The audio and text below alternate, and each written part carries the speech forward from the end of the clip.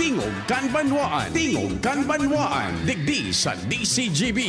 Napudanta po si Honorable Governor Al Bitsara, mangumusta kita kan general situation kan probinsya ng Albay. Almost 2 weeks na po kita na nag-implementar kay itong strict border control, tanganing masabutan taan sitwasyon and makapag hugot kita ng apelasyon kay Governor Al sa padagos pang pagsunod sa mga protocol.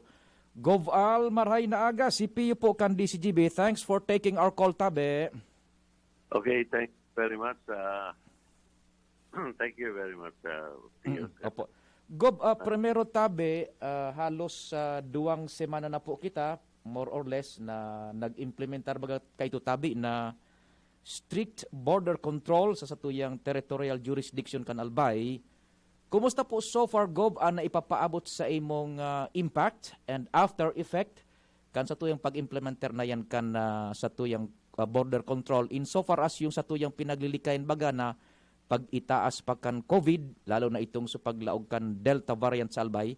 Go ahead po tabi, Gov. Ngunyan, ang average ng ngunyan, nag-aabot siguro less than 10 puro daw. So average, kung sabihin kaya, kung isumada mo ka, boss, presperangal daw. Lalo ko niyan, 0 mo niyan, kasapon 11. So, ibangal daw, 7, ano. So, para yung resulta mo niyan, safe kita, kakabuelo kita ang pag-iro taligdi sa probinsya. Kesa, kung data stricto niyan, pag duminakol yan, maobligaran kita mag-lockdown digdi, mag-ECQ kita digdi yun.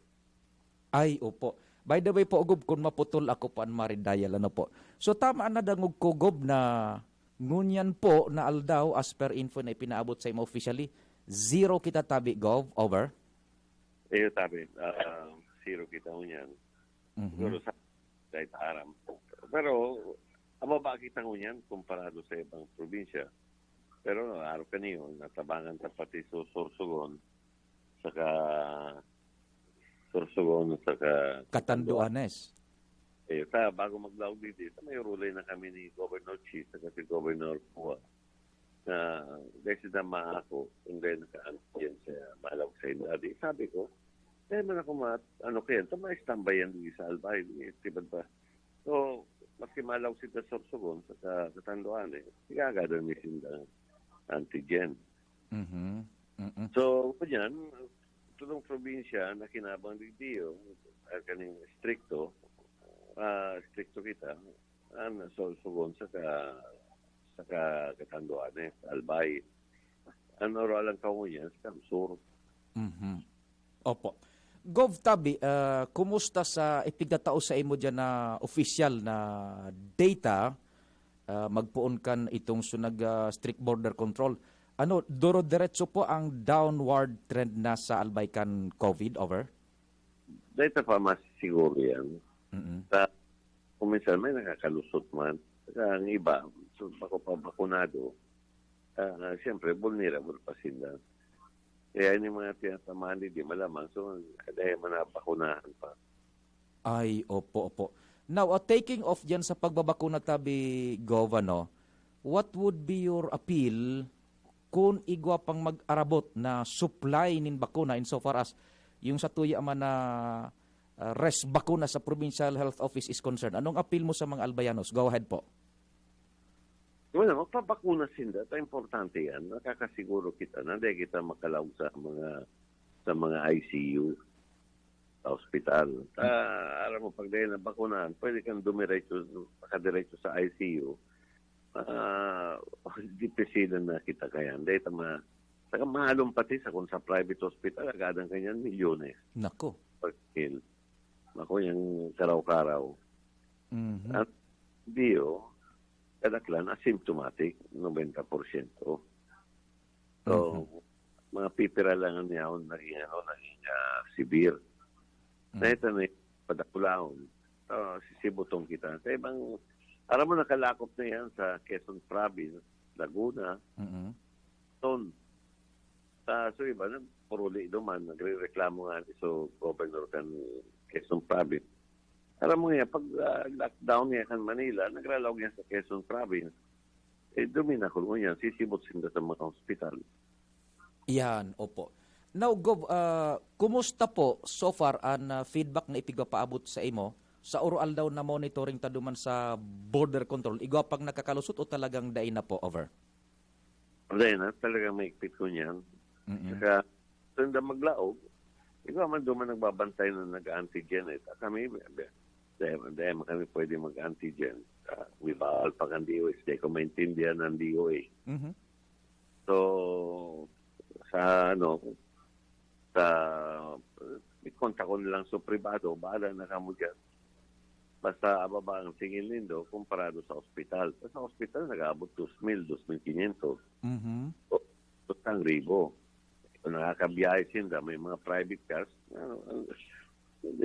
pati magpa-antigen sila bago sila makalaw. Yung nga din nagparasitive, pinabaralik. Iyan, opo, okay. Now, Gov Tabi, ano po ang sa tuyang babasaran if ever kung sagkod no arin ang sa tuyang pag-implementar kan strict border control tanganing mais up iyan Tabi soonest or ano po ang sa tuyang babasaran Tabi Gov? Ang babasaran tayo ng problema sa Manila sa Southern Tagalog. Iyon neighbor ta, Southern Tagalog. Nadaw mo niya ng naga, MECQ. Nako. Sinda. Na obligaran sinda. Ano man mangyayari sa to pag pinabayaan tayo niyo. Mhm. Okay, so tama Gov ang pagdagog ko na ang babasaran ta pigmo-monitor tang todo ang Southern Tagalog ining kataning tang rehiyon buda ang Metro Manila na sagkod na daiyan magkalmada ang sitwasyon lalo na sa Delta buda ining sa COVID, we will not release ining strict border control niya to. Tama ka dyan. Pasiguro kita. Kesa makagawa kitang problema arutan Manila na maubusan kitang ospital, maubusan ng oxygen, saka mga kapartidaryo ta, mga kapamilya ta, ay dadamay digdiyo. Dako ng problema niya para sa to. Opo. Now, taking off from that statement, Tabi Gov, ano sa imong magiging pangapudan duman sa mga taga Manila na gustong maglaog digdi sa to sa Albay? Lalo kung may man nakadong sa tuyang broadcast na maabisuhan sa inda mga partidaries duman, go ahead po. Harap na kanita, ang mga malaudi nga mga aeroplano, man papasakayin sa aeroplano kundi naka-antigen. Mismo, ang mga bus na naglalaw nila, na naglalaw digdiyo, may kondisyon na pigarantiya kan LTFRB na mga pasayro, maralaw digdiyo, naka-antigen yan. Gusto sabihin, sigurado, guys, hindi tama. Kunyan, ang ibang mga taga Manila na gusto magdirigdi, pasiguro na sila. May dara sindang certificate na antigen sinda. Kung hindi, pag-abot sa border, magpa-antigen sinda. Mas barati, 1,000 kumparado sa ibang lugar, 11,000. Iyo po. Gobduman sa satuyang mga nagdi-deliver ba ganin mga epektos hali sa Manila, mga panyenda. Ano po so sistema tapangon yan? Go ahead po. Sige, pag-required na sa mga kumpanya na nagdi-deliver, ang mga tao ninda, so driver, saka so pinante, dapat naka-antigen bago maglaog. Saka may certification na ayos na ng tao ninda sa laog ka ng truck. Takot minsan, nagpapasakay sinda eh. Mm-hmm. Yeah. Lately, actually, dako na mga bana na impound kan LTO. Para mamulta dyan, 200,000. Nako, sus Mario Josep, saan kita mahugot kan 200,000?